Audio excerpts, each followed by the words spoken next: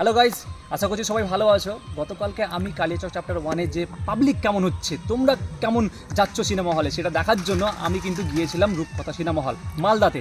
এবং সেখানে দেখে আমি ভাই সারপ্রাইজ হয়ে গেছি।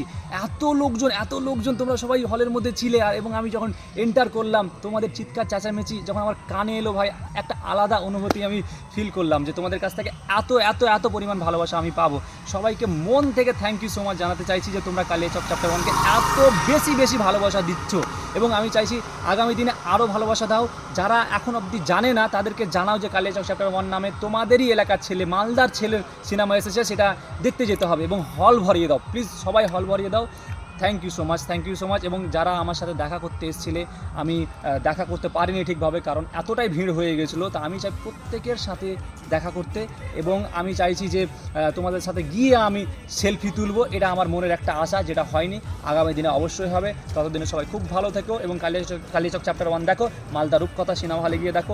গাজল থেকে যারা দেখছো, গাজলে আছে, শামসিতে আছে, আশেপাশে সব হলেই রয়েছে, কিন্তু স্পেশালি মালদাতে যেখানে আছে তোমরা প্লিজ যাও, সব জায়গায় ছড়িয়ে দাও। আর কালিয়াচক চ্যাপ্টার 1-কে অনেক বেশি ভালোবাসা দাও আর হাউসফুল করো। Thank you so much, love you all.